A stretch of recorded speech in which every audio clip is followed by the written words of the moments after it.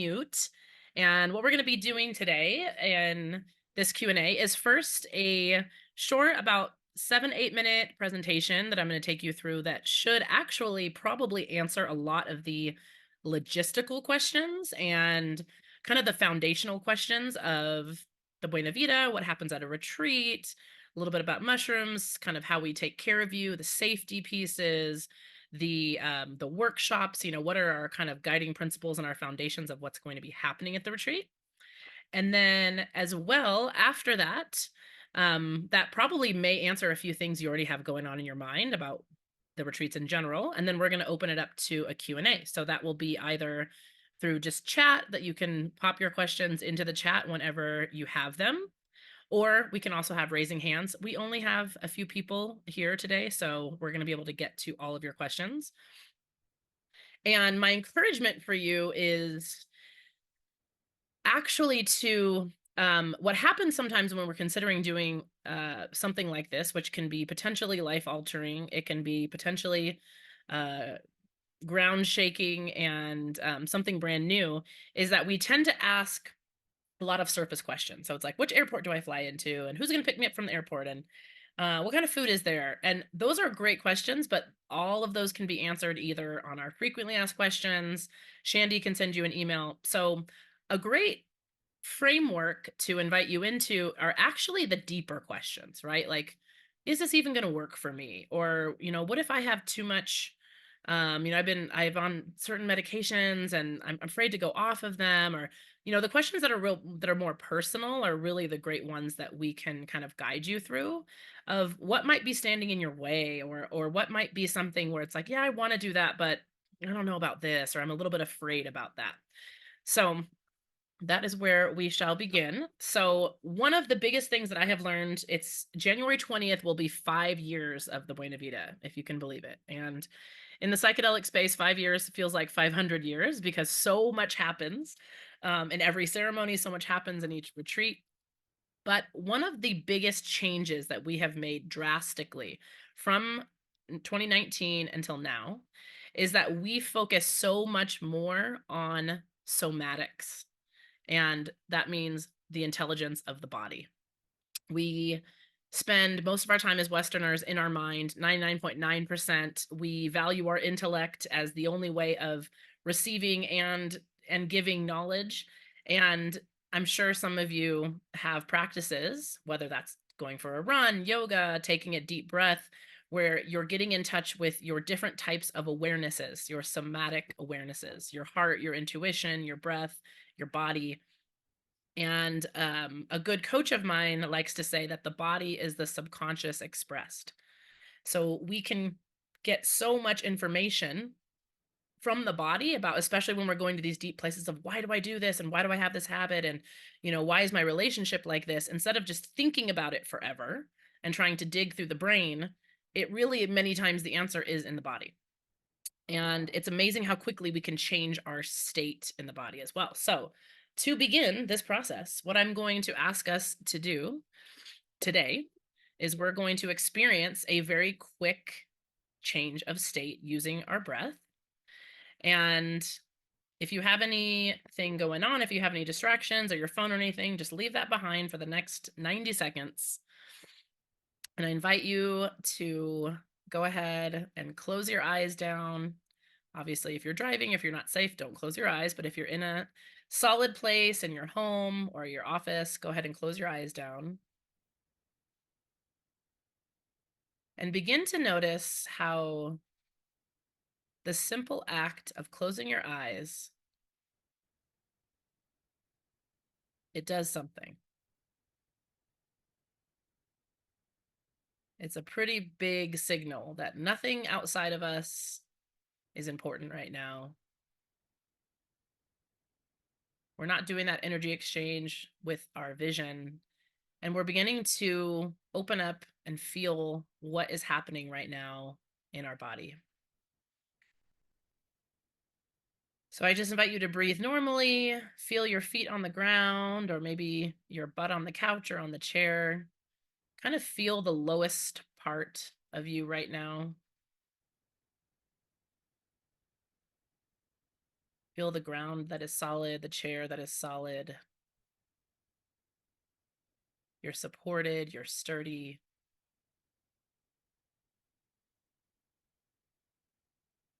And together we are going to take 6 deep breaths together. And there was a study out of Japan that showed that even just 6 deep breaths can completely change your state. So a deep breath that we will be doing today will be in through the nose and then out through a nice open mouth. So I'll give you an example before we begin. It's nice and deep. So you don't want it to be, just into the throat. A shallow breath is kind of like this, but a deep breath is filling the whole lungs. And then right at the top, when you can't breathe in anymore,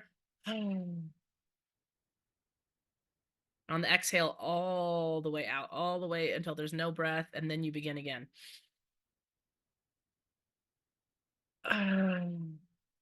You can make a sound, you can make a vibration that will help you calm even more. So we can go ahead and do this in our own time, or you can breathe with me. We're going to start with number 1, breath in, all the way up, filled, and all the way out. When you can't breathe out anymore, in again. That's number 2, and release. Number 3, here it comes, inhale. All the way, and out. All the way out. Number 4, inhale. When you're done at the top,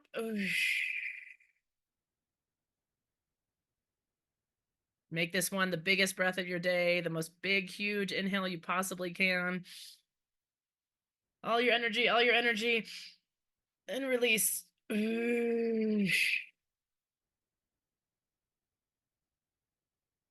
And after this, we return to a normal breath, keeping the eyes closed.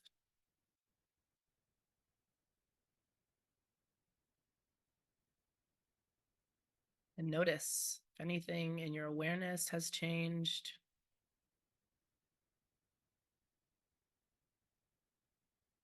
I know for me, my jaw relaxes, my shoulders relax. I feel present.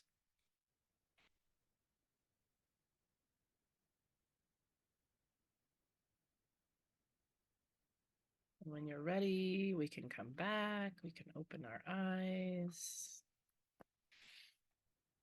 Come back here.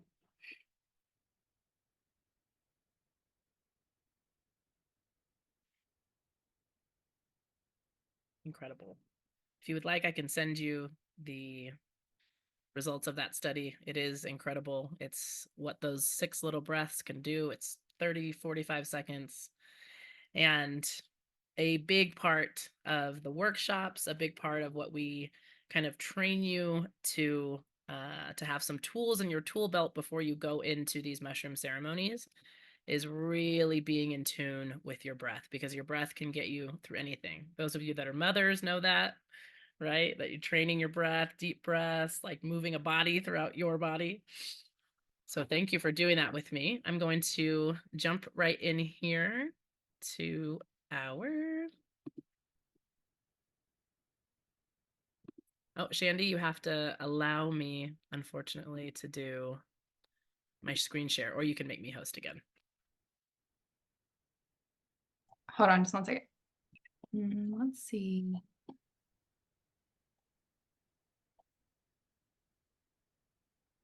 There you go. Thank you. All right, so the Buena Vida, we're getting into it. If you don't know, my name is Amanda Schendel. I'm the founder and the CEO of the Buena Vida.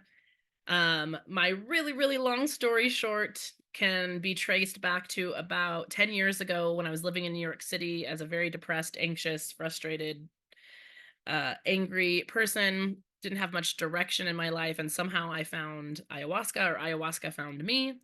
And I ended up spending 12 days at a retreat in, I believe it was 2015. Yeah, so coming up on 10 years now. 2015, I didn't know then, but it completely changed my life. The number one thing I think I learned from that very first retreat was that what I thought was missing in my life was completely wrong.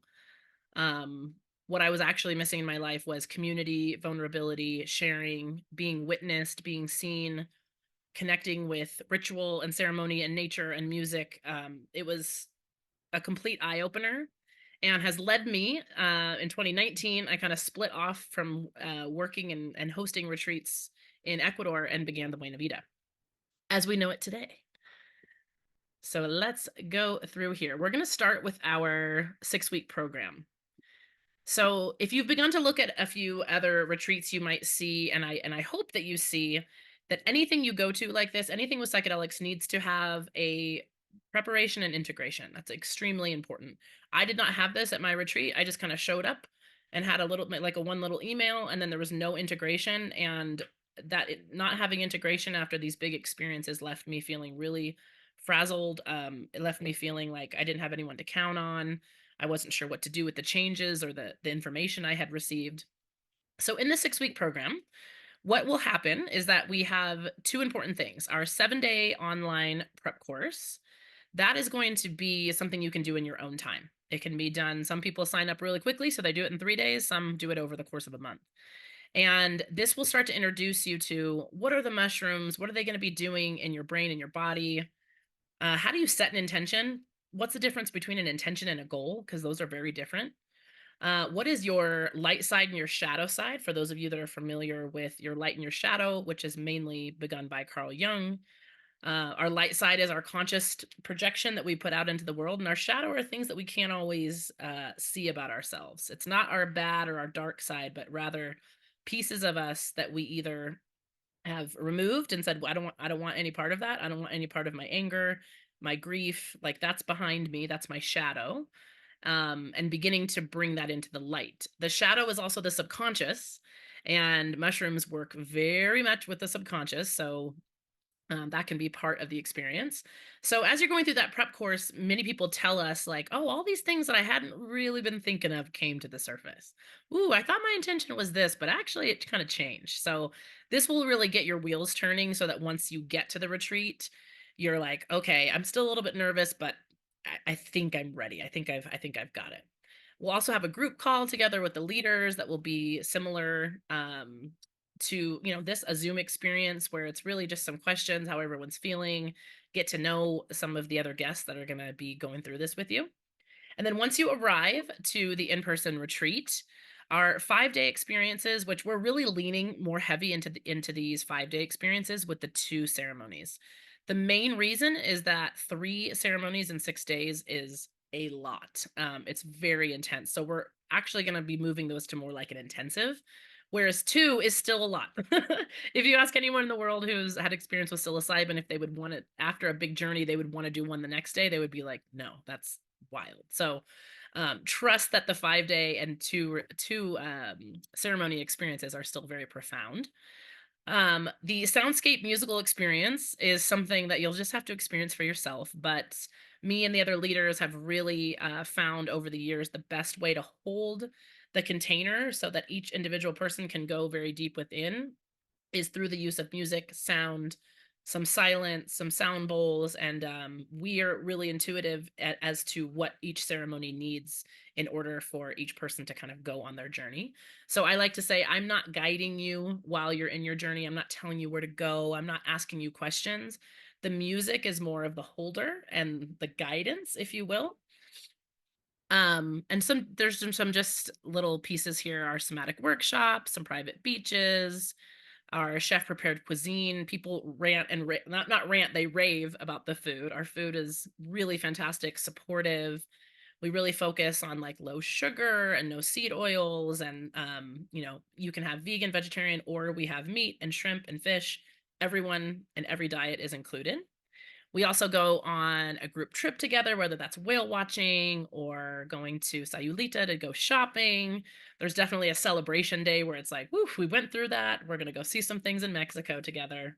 And then a big group of loving leaders. And I think that this is probably what we are known for the most, is that the women I work with, who you can see a few of them here, Autumn, Sarah, and Anna, are just some of the most grounded, sweetest, open-hearted women that I have met. And we are not a retreat that's going to, like, give you 5 grams and you go do your own thing and you should learn to pull yourself up by your bootstraps. We very much are going to hold you and guide you and support you in the way of the divine feminine, because this is big work.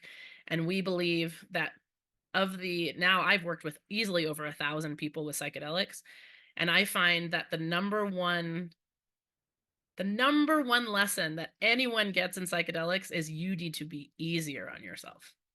You need to be sweeter to yourself. It's never, ever work harder, be more mean, be more. It's never, ever that. So we like to be the expression of that in holding you in a sweet way, in a gentle way, and also an accountable way. Then our integration, we move into some group call with all of the friends you just made, a one-on-one call. We have an app that's coming out in the next few weeks, which will have a day by day by day what to do. What am I supposed to be thinking about today? What support do I need for the first 14 days? Because we know now from research that the first 2 weeks after an experience are where you have an opportunity in your brain to rewrite pathways. So I'm sure if you guys have done any research on psilocybin, you know that what has come out of the research is that the pathways to all of your behaviors and thoughts in the brain are loosened. They're just a little bit looser after a large dose of psilocybin. So after 2 large doses, you kind of have this 2-3 week window where you really get to pay attention to your reactions, your patterns, your habits, and choose in a way that you may not have other times, like really be able to choose something new in that time. So having daily integration those first 2 weeks is extremely important. We also offer microdosing support if you want to continue doing microdosing. We can talk about that at a later time. So that's our program. There we are in a little meeting, beautiful space. The daily schedule, I'm just going to go over this real quickly and you can find out more about it as we go on. This is our 5-day. Day 1, you're arriving, it's a travel day, it's a beautiful dinner, and then we drop you into what is ceremony, which is basically a sound bath. It's a little preview. It's just like a very warm, cushy landing, and you get a nice early night's sleep that night. Day 2 and 3 are the ceremonies. So we're going to have some ecstatic dance, which if you've never done that is incredible. Again, it's starting to drop us into the body and out of the mind, which is where we're going to be going in the ceremony anyway. We have a beautiful orientation that will answer hopefully almost all of your questions. The etiquette of ceremony, where do I go, what do we do? All of that is answered this day. And then at night, we usually, as the sun is setting, we drink our tea together, our mushroom tea. And the dosing is completely one-on-one. It's going to be based on where you're at, your sensitivities, your medication. So you don't even have to think or worry at all about dosing. We are honestly experts at that by this point. And then day 3, you wake up and you're like, oh my gosh, I just had my first experience. Some people went to the moon. Some people were like, I don't know what happened. And we all integrate together. We all have not only integrating through talking and sharing stories, but also through our bodies, as you can imagine. We have a beautiful group of women that come and give massages. So today is rest, relaxation, enjoy yourself, a little bit of beach time. There may be some time to go to town. And then at night, we go right back in and we go into ceremony number 2. Day 4, we're going to need a break after all of that. So we're going to have a nice sleep in. There's nothing too early in the morning. Usually there's yoga on day 3, day 4, sleep in, rest. We'll have a little bit of movement. We'll go on our whale watch right now. The humpback whales are still in that area until about March. It's beautiful and exciting. So you'll have the option. Some people just want to stay and write and just relax and go to the pool. Others want to go see the town. And then at night, we have a nice little closing circle and our final dinner. And I don't even like talking about day 5 because it's makes me sad, but that's okay. Day 5, we're really going to start preparing you with our integration, what that looks like, what you can expect when you go home, who you should talk to about this, who you shouldn't. That's a really important one. And to give you really a sense of grounding, both in day 4 and 5 are really just to ground back down after this big experience so that you can re-enter the quote unquote real world, which we don't like that much. So we'll make a new real world together. All right, heading through here, I'm just going to go through a few of our principles of leadership because I believe these are really important. And these are some that we've developed over the years. The most important trauma-informed touch is just like it sounds. Me and Sarah and Autumn have all been trained in ways, especially in the ceremony and outside, of being very gentle and sweet and with a lot of um, permission if we're going to touch you. If we're going to touch your hand or your shoulder, 99% of the time in ceremony, you will have asked for that. So you raise your hand, someone comes over and you say, "Can you hold my hand?" Or, we say, "Can we put a hand on your shoulder?" to make you feel comforted. We are not here to touch you and grab you and to potentially trigger anything. Our sacred listening is what might be called holding space. I'm sure this is in the year of 2024, everyone's heard of holding space, but hardly ever happens in your regular life. When someone just allows you to speak, they don't give any feedback, they don't tell you what to change, they don't do a face like this, they don't say, anyway, you'll notice once you leave this retreat that when people offer you sacred space and sacred listening and don't try to change you, it's one of the greatest gifts because you will then work through it usually yourself. You'll find your own truth in that space. And so it's a way for us to be like, yes, we are leaders and we are teachers, but I mainly teach through storytelling or through an anecdote. I'm not here to like fix you or change you or heal you. Really, that's what the medicine's going to be doing, which is teaching through stories. That's what I like to say. Vulnerability, unconditional love. It's amazing how quickly with a group of strangers you will, with the space we hold, fall into this. It's just natural. We hear all the time people say, "I've never told anyone this in my life," and it just came out of my mouth.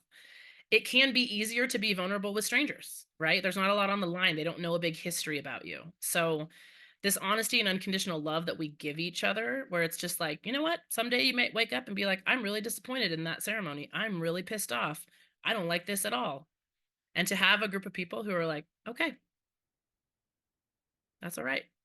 It's profound. It is profound. And we are not trying to give you magical lights and like the coolest mushroom journey of your life, because that may not be what you get. You might get the rug that's really dirty and has been on the ground for 30 years and it needs to get hit out a little bit. And there needs to be some dust that moves. And those aren't the most comfortable ceremonies.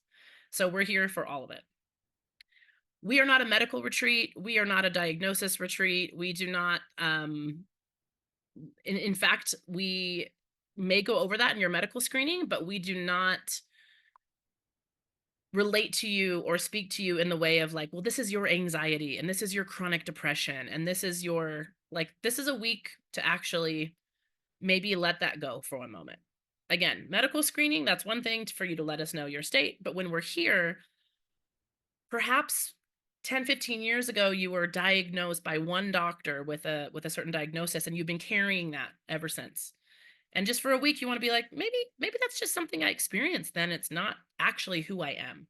And this has been profound for some people who have been carrying around, "I'm Amanda and I'm depressed." And then they realize through the ceremony or through some of the learnings with the mushrooms, they're like, "Oh, that was actually just this. And I'm not depressed. And I experience depression because life is difficult and I have these states."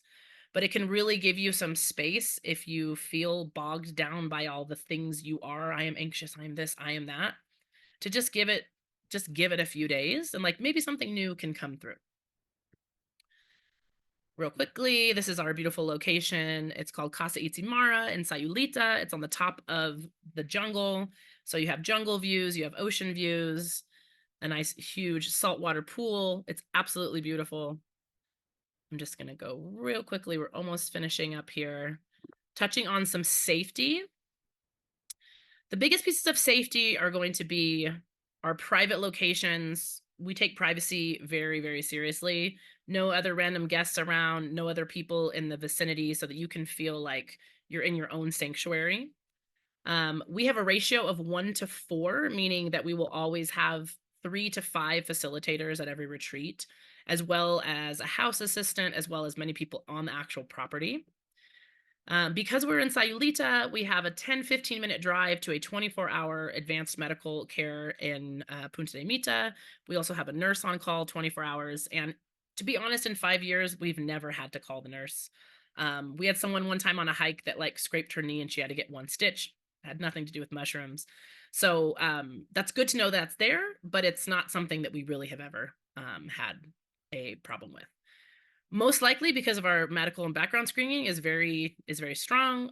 Anyone with an active or severe either mental or physical disorder that's going to prevent them from being safe, we can screen for that. But psilocybin is incredibly safe, even for psychiatric. Even for, we've had people with pacemakers, we've had a woman who was 82 years old, we've had 16-year-olds, all kinds of people that maybe other retreats or places would say, like, we're not sure if this is safe. Like, we just know that psilocybin, when done in the right way with the right dose and the setting, is extremely safe.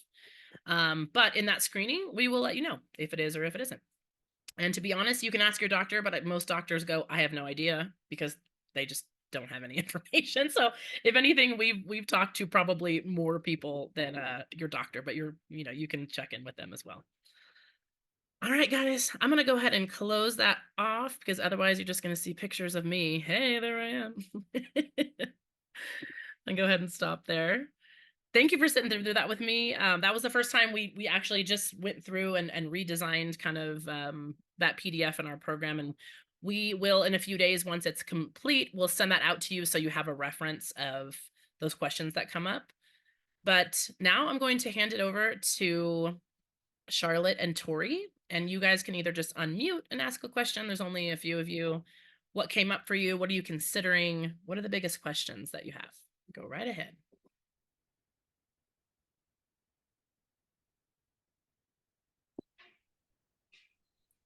Hi. So I'm not sure actually I have any questions. I thought that was an absolutely wonderful overview. I'll tell you what, just briefly, what really resonated with me was how you said it gives you a chance to look at your life, your habits, your patterns of thought, behavior with a little bit of perhaps objectivity. And I always find that it's one of my favorite things about going away is that when I come back, I have just this tiny moment, and I'm always aware of it and I love it, where having been out of my day-to-day routine, I come back and I get to see it objectively just for a little bit. And then the window closes and I go, oh gosh. But that ability to sort of look and see where some changes could happen, to me feels so incredibly valuable. And it doesn't come organically to me on a day-to-day basis, although I think about the concept of it a lot. And I love when I have those moments in my life. And so to look at this as a moment of being able to see myself and my life with a little bit of sort of flexibility and dynamism rather than being static sounds wonderful. That's, I mean, you just Thank you. very quickly the felt scent of psilocybin. I want to show you guys, I'm so sorry, real quickly, because it's exactly what you just said. Let me see here if I can get my desktop.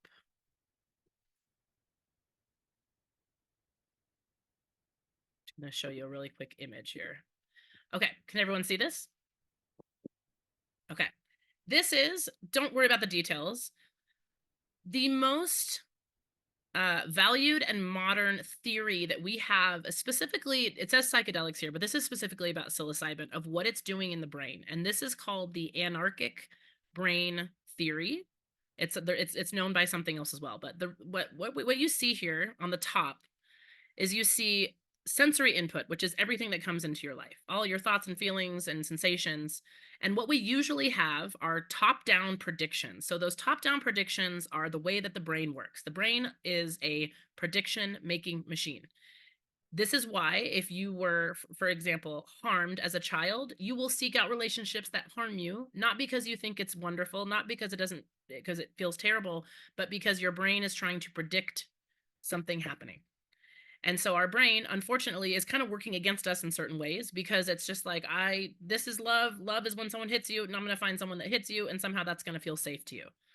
So what happens is those top-down predictions, no matter what sensory input is put in, it can't really fight it. So then you have psychedelics. When you look down on the sensory input, there's so much more connection of things happening. So you can even see too with the brainwave states. We've seen this in brain scans, and they couldn't quite figure out, scientists for a long time, why this was happening. Like, why was there so much more activity in the brain with psilocybin? And so the anarchic brain theory is that your brain has walls up on all different parts of its processing and all different parts of its thoughts. It's like there's all these little cities with people inside them. There's walls up. So the people in the cities can't see anything else. They can only do what they've been trained to do. During the 3 to 4, maybe 5 hours of psilocybin, those walls come down and they stay down for a few weeks. And so what we see is all the little people in the town start talking to each other and they go, "What's over there? What are these guys doing? Well, they do this different and they do this different." So the sensations, if anyone wants to know about that, can vary greatly as far as what are the sensations that you feel while this is happening. But the reason I wanted to put this out here is that we know for a fact, no matter what happens at this retreat, it is good for the brain, period. It is excellent brain medicine. It's pro brain, it is powerful. And so the reason I tell people, if you're looking for healing and change and growth with psilocybin, it's really important to do it with someone, not necessarily us, but with someone who knows how to help you through the preparation and integration, because otherwise you're just kind of opening a can of worms and then going back to your regular life, right? You're just like opening up this whole new way of your brain processing, but you're not having anyone there to guide you through the somatics, what's going on in the body, what's going on in the brain. Maybe you have a revelation about your childhood or a revelation about a pattern that's been in your family. But if you were to not have that support in the days after, it's not going to make as much of a lasting change as if you do. So anywhere you choose to do psilocybin, no matter if it's with one person or even if with some friends, make sure you have the preparation and the integration, no matter what, if you're doing a high dose, because otherwise you can kind of leave yourself open to just, let's say you go back to work the next morning, all of a sudden your brain is in this kind of like wobbly open state. Like you're literally putting in new programs that you're not choosing to put in. So I just wanted to do that. And that was perfect, Charlotte. And this is why I always do retreats. This is why I don't do really one-on-ones. I don't go to people's house and give them mushrooms, because I don't think, and I know, and not think, I know after many years of doing this that the change does not come from just drinking mushrooms, putting it in your brain, and now you're better.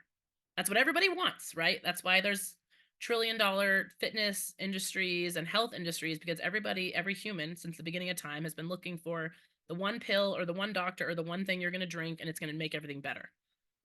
Not going to happen. So what this is doing, and the way that people like to describe psilocybin, is that it's a flashlight or a magnifying glass. That's, I think, the best way, right? It's a magnifying glass upon your habits, upon the way you treat yourself. And sometimes it will really zoom in on one specific thing and it'll be like, look at this. Or it can be a flashlight of like, hey, remember that the way that you and your dad used to hang out, and he always, this is my example, right? My dad always values me for the work that I do, and he's always concerned about my work. And so what my brain did as a little girl is it said, "Oh, your dad only loves you. Your father, right? God, basically, the male in your life, the authority figure, only loves you when you're working." And it just shone a flashlight there. It was like, "Oh, isn't that interesting?"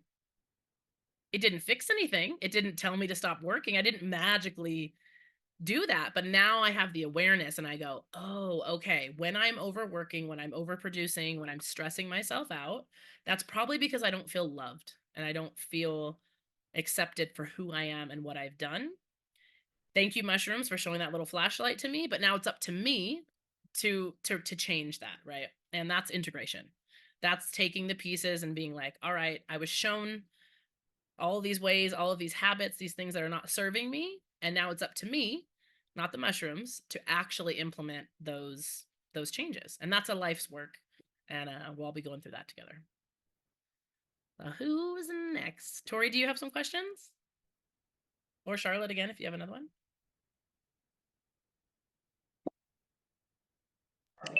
If anyone needs to, I don't have any more questions. I actually have to hop in the car because I have to be somewhere at 2. So, but I'm going to just try and switch it over to my phone and then just keep listening. So, I will hop off video. Okay. Okay. Thank you so much. All right. Thanks, Charlotte. And then Tori said, I don't have any mental health issues, nor have I had traumatic experience or an unhealthy relationship. What would a retreat like this do for me? Would advise going with a partner or not? Because you said you had opened up more with strangers. Okay, perfect. Let's start there. Shandy's got a meeting 3:45. No worries.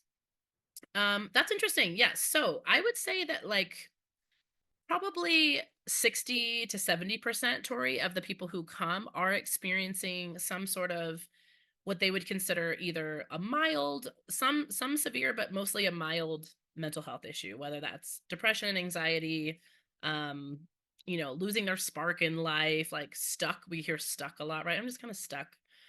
The benefits of psilocybin, if you're already just kind of feeling like, I'm on a pretty good plane right now, I'm not really dealing with anything traumatic from my past. That was actually the first time that I did psilocybin was when I was 19 years old, and I didn't at that point had any awareness. I was like, I'm feeling pretty good. I got some friends, I'm going to college.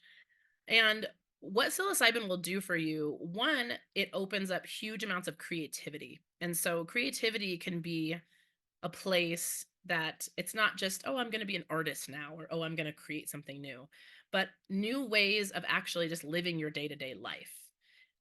Discovering, we hear people a lot like discovering things they had forgotten that they loved doing.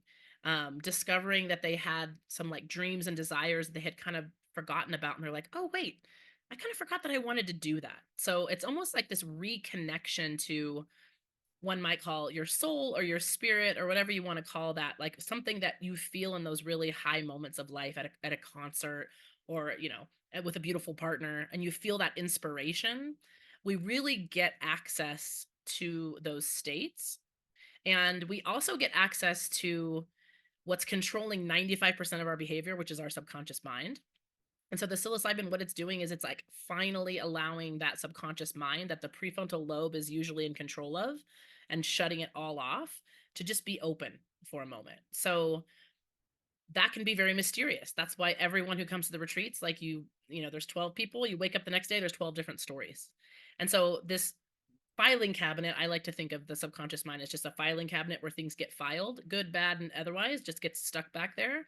When you have access to that, it becomes a beautiful way to have insight, creativity, dreams, hopes, like things that you weren't even sure that you wanted to do or become will come to the surface. So in addition, psilocybin, like I said, is a very pro brain health in general. So they're starting to do studies on preventing dementia, preventing Alzheimer's.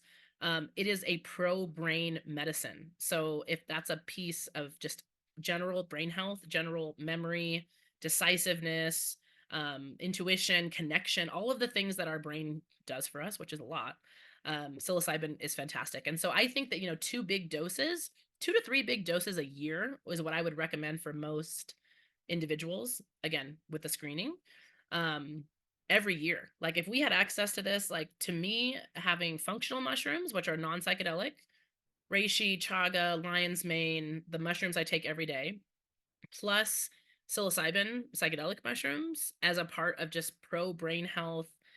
My memory, my ability to recall, and especially in the last 5 years, I really sometimes I just go, oh my gosh, my brain is so powerful. I really feel connected. So psilocybin is a connector. The mushrooms are a connector. The mycelium network is a connector. Like you said, with a partner or not. So we get a lot of partners that come together. I think Charlotte was considering coming with her partner. Let's see. You are talking to a blank mute screen. Oh, I see. At first I thought you meant that I was muted. I was like, oh no.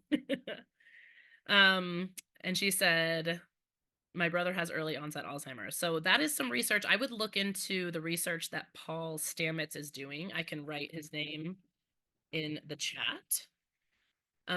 It's early, so I'm not sure if they've started to do that in clinical settings. But it would make logical sense to me. I'm not a scientist, I'm not a doctor. It would make logical sense that if you were trying to prevent a degenerative brain disease, you would take pro-brain supplements. I can even recommend some of those to you that are not psychedelic, that are just pro-brain, pro-cellular regeneration, pro-neural pathway regeneration. So if there's a disease that's kind of attacking that part of the body, it's always good to have that. As far as partners or not, I say yes, come with a partner if both of you want to come individually. So what we screen for and what we don't want is one partner kind of dragging the other one, saying like, you need this and you need to change and we're going to do this. It just doesn't work unless both people fully understand what they're getting themselves into, that this can be an emotional roller coaster. It can be profound in ways that you can't really imagine. It can bring up things that maybe you haven't looked at in a long time. So when both partners really want to come, they do fantastic. We separate them in ceremony, so you're having your own specific journey, but you'll have time to share, of course, during the meetings. And it seems like couples, they mainly come to just work on themselves. We don't really get couples that are like, we're just working on us, but it's inevitable, right? Like the more you work on yourself, the more that connection with each other, it gets better. But yeah, I'd say in most retreats, we'll have like one couple, maybe two, but everyone else is there completely by themselves. They arrive to the airport in Mexico by themselves. We get that question a lot of like, am I just going alone? And are there other people that are alone? So that's completely normal, is to go alone. Yeah. Oh, your husband wants to. Okay, cool. Yeah, it's funny. There's usually inevitably, this may contradict what I just said, but there's usually one partner who wants to go more, who's like, yay, yay, yay, yay. And the other one's like, okay, like, I'll think about it, But again, like, as long as we prepare you, we have the screening call together, which is also another way to answer your questions. As long as you're, reasonably healthy, reasonably physically healthy, reasonably mentally healthy, it's a beautiful retreat. So, oh, your husband wants to go. Fantastic. That's exciting. Well, thanks for coming on to here, Tori, and being the one who's doing some of the discovering as well. That's always good. And so what I want to leave you guys with, if there's no other questions, is I always like to leave you with a story, because I have heard and seen and witnessed many things over the years. And a story that comes to mind that kind of just will tell you a little bit about what happens at these retreats is that the medicine doesn't always work in the ceremonies. There's many other things going on. And there was a woman I worked with. She's a good friend of mine, and she's given me permission to tell her story. It was one of our first retreats. I had worked with her in Jamaica previously. And she was experiencing so much anxiety, she couldn't even leave the house, like just extreme levels of anxiety.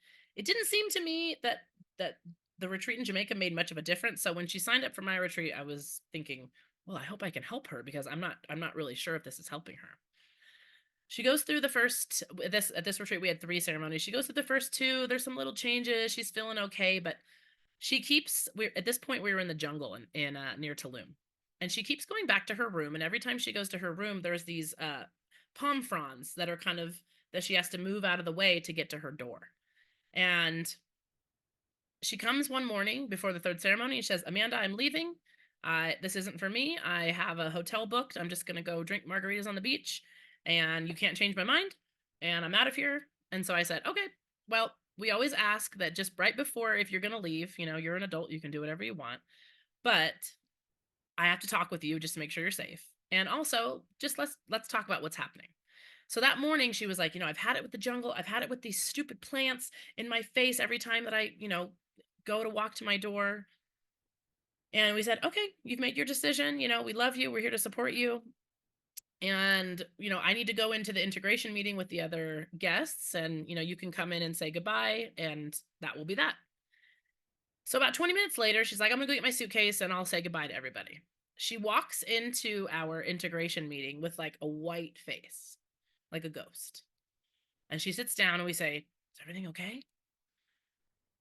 And she says, I was just going back to my room to get ready to leave, and those stupid trees were in my way again. and no one else had the trees, and everybody else's rooms don't have the palm fronds, but I have the palm fronds. And so I said, you know what? I have some string in my bag. I'm going to tie these up. And so I went into my bag and I got some string and I tied this one over here and I tied that one over there so that the next person who comes doesn't have to have this happening to them. And she said, and then it hit me. I never take care of myself. I never do sometimes the simplest things so that I can feel better, so that I can feel comfortable. I'm always so concerned with everyone else. And because of that, I'm resentful. I don't want to be around people. I don't even want to see anyone because I never, ever, ever take time to take care of myself.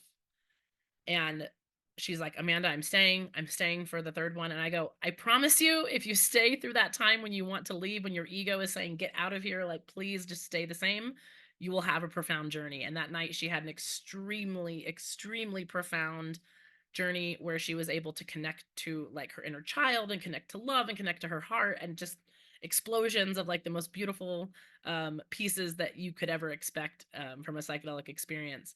And the reason I tell that story is that at a retreat, every moment can be medicine. Every conversation, every little walk on the beach, like all of these little things that are going on. It's not just in that ceremony, it's not just the mushrooms themselves, but they are opening you up to something as profound as all I did was spend 3 minutes to tie a little bush to the side, and now my life is easier. And like, why don't I do this to myself for myself? So those aha moments and those profound moments, one, we're all in a safe place where they can happen. The mushrooms are opening up all the pathways so that the realizations come a little bit easier. They come a lot easier. And then we're giving ourselves time and space and not just rushing back to life after we have this profound experience, but we're giving ourselves time and space for those realizations to happen.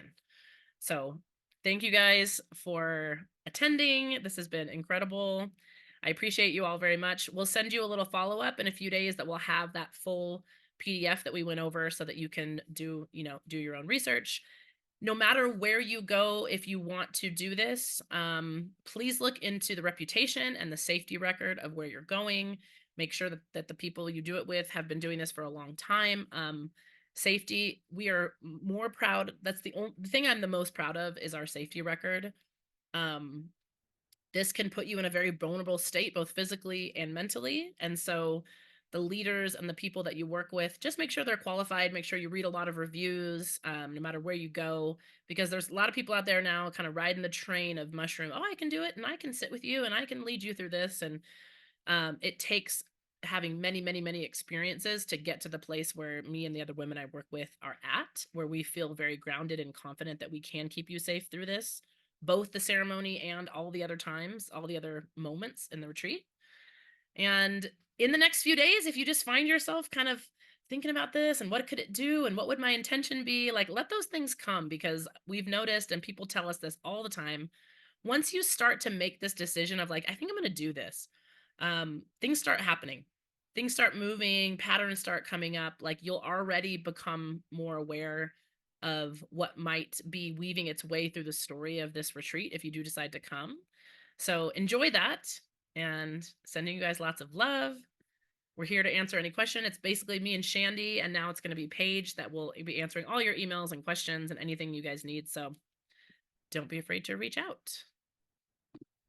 All right, Tori, thank you guys so much. I hope you find the time. I hope the mushrooms help you find the time. And we're going to be announcing some new retreats, both in Mexico and in Joshua Tree, California, pretty soon. Those will be starting probably in April. So if not, traveling out of the country could be something that's beneficial to you. You're now going to have the chance for California as well. All right, everybody. Thank you so much. Have a wonderful day. Bye.